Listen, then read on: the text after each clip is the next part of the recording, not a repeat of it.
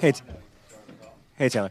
After tying these guys 2 weeks ago, how badly do you want to not tie them or any team ever again? Yeah, it's not fun. And I was kind of thinking about it. I was watching the fights this past weekend, and the main event ended in a tie.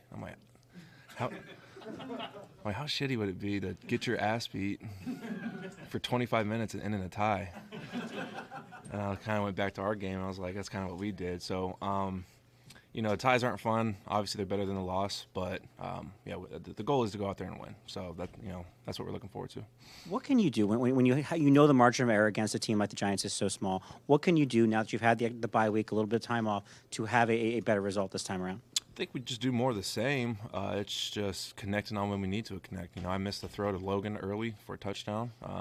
There was another couple plays where I feel like if I just hung in the pocket and kind of let things develop, we might have gotten some more points. But that's why you play the game. You kind of you learn from it and you move on, try and get better. So I feel comfortable with our game plan. Feel comfortable with the team. The team's confident. So.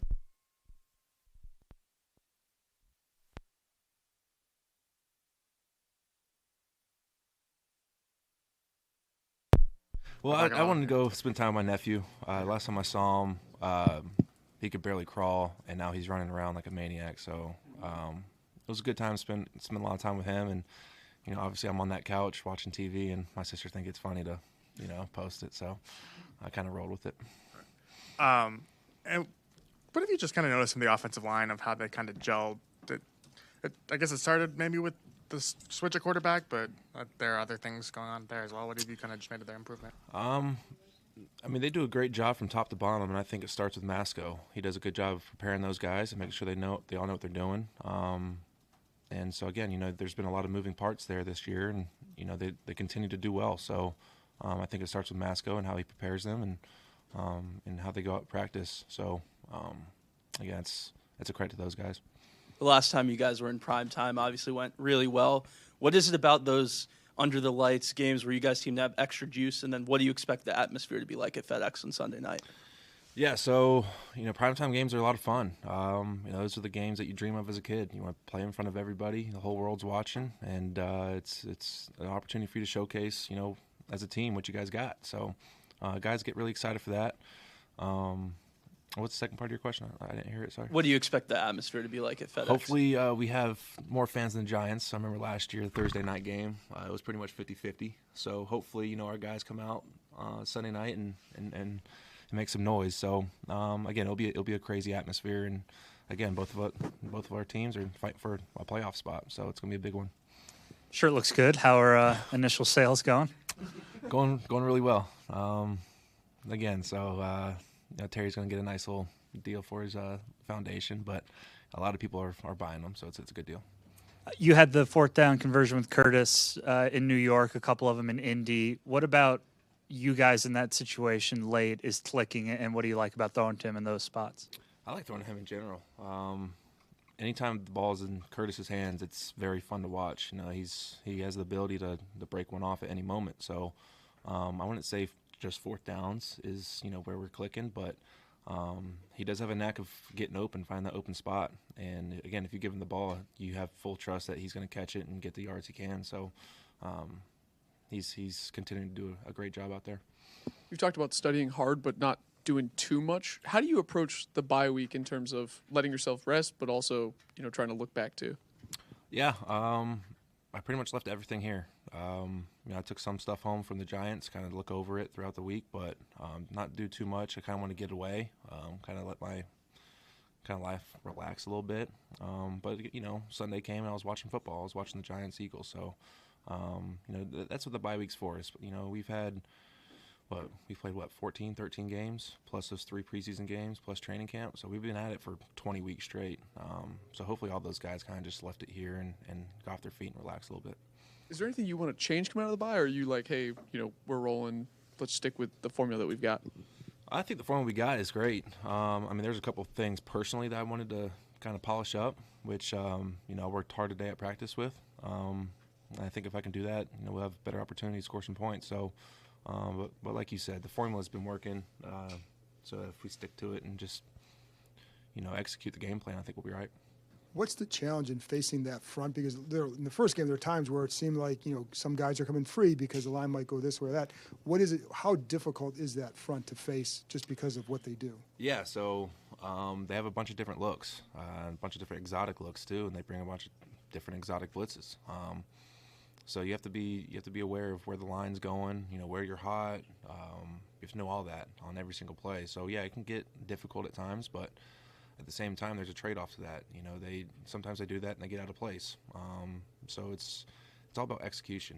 If you're on it, you know what you're supposed to do. Get the ball out quick. We should be fine.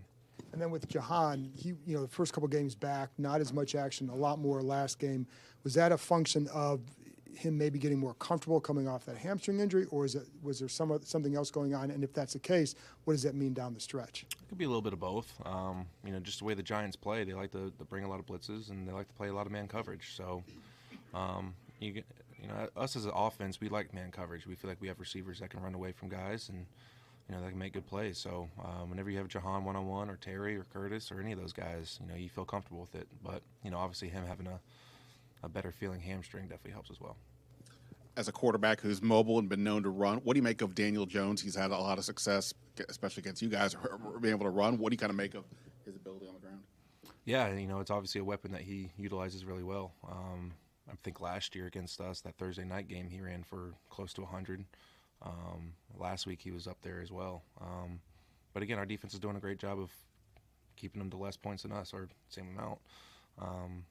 So that's more of a defensive question, I feel. But, I don't like it when I'm sitting on the bench and seeing him scramble. But, it's part of the game. We've asked you to some degree about you haven't been running as much this year. When you're in a game with a guy who is, does it cross your mind more? Or are you sort of consciously saying, I'm going to do my best to stay in the pocket and work in that range? Yeah, so I think, obviously our game plans are different. Our offense game plan versus their offense game plan. And I'm sure they have more quarterback runs called for him, and he does scramble when he needs to. For me, when I'm watching him, I don't think I need to scramble more or anything like that. I kind of just try and stick to the game plan, and if that opportunity arises, I'll do it. But for me, again, we have a lot of weapons. I'm just trying to get the ball in my hand, let them do the thing. You mentioned doing this for 20 straight weeks or whatever it is. In downtimes, do you guys sit around and talk about, look at the roster and look at who's in the locker room and think, this could be a good team, not just now, but going forward? I don't really look too much forward. I do that during like OTAs and training camp, though. You kind of look at every position. You're like, man, we got dudes at every position. We have the ability to make a run. We just have to put it all together. And that's why it's the ultimate team game. You can't just have, a LeBron on the team football and win. You have to have a full team. Everyone's got to play together. And so, but yeah, during OTAs and mini camp, when you're really not practicing too hard, but you see a bunch of the guys, you think that you have a really good team. Taylor, I know you said you were watching Eagles-Giants this weekend, and I don't know if you were watching Dolphins-Chargers on Sunday night, and they show who's, coming up next week, and it's Saquon and it's you. And I just wonder, is that normal now? Is that, knowing that you were still on your on the sister's couch this weekend and all the memories, and just, is that still kind of odd for you to see you up there with Saquon and say Taylor Heinicke and the Commanders are coming up? Yeah, it's always weird kind of seeing yourself or hearing your name on TV. I don't think I'll ever get used to it. But it's cool. Again, it's something that you dream of as a kid. You want to play in this league, and if you're doing the right things and you're winning some games, your name's going to be mentioned. So, it's a cool deal. But I think my family finds it more appealing. I was watching it with them, and they're all like, "You're on TV." I'm like, "Yeah," So they get more of a kick out of it than I do. That's what I do. Yeah. Everybody knows the significance of this game on Sunday. What makes you believe? What have you seen from this group that makes you believe that this team is ready for this type of moment, for this type of stage with the significance on the line? Yeah, I mean, I don't think this is a uncharted territory that we've been in. I feel like we've been in some big-time games, some close games. And it's a division game. People are pumped up for it. And we know what's ahead of us. We know we need to win this game, and it'll help us tremendously in the playoff race. But the guys are excited for it. They've been yearning for this moment for a while now. So again, we've been in a lot of close games this year. If it comes down to that, I think we're ready for it. But, prime time, everyone's pumped up. I go back to that Tampa Bay playoff game. There were no fans. That was obviously a playoff game. This is going to have that playoff feel. Are you kind of excited of the fact that it's going to be a full house? You're going to have the energy. You're going to have the buzz. Maybe a true home field advantage. And how can you, as a team, as the players, can take advantage of that atmosphere and that home field advantage in this type of a game? Yeah, just gotta feed off the energy. And I think a big way to do that is start off fast. The last thing we want to do is get down a couple scores, and we've all seen how that goes. So I think we start out fast, kind of feed off the fans' energy, and kind of let them keep getting loud throughout the game. That's only going to help us. You play really well in tempo. I don't think that's a secret. The 2-minute drills and all that. But at the same time, is there a discussion with Scott of, we can't do that the whole game because this is our identity, this is what we do? How do you balance that? Yeah. Again, there's certain things that we see on film that we think we can get to. But again, that hurry-up 2-minute, it doesn't work all the time. Again, 2-minute drill, they're more soft. They're trying to not let up a touchdown and maybe let up a field goal, so you can move the ball a little bit easier. If you're trying to do that in the middle of the first quarter, third quarter, they might throw an exotic blitz at you, and you get sacked, and next thing you know, it's 2nd and 18, and that's not how our offense rolls. So, there's definitely a fine line there, and we're trying to be smart about it. All right. Thanks guys.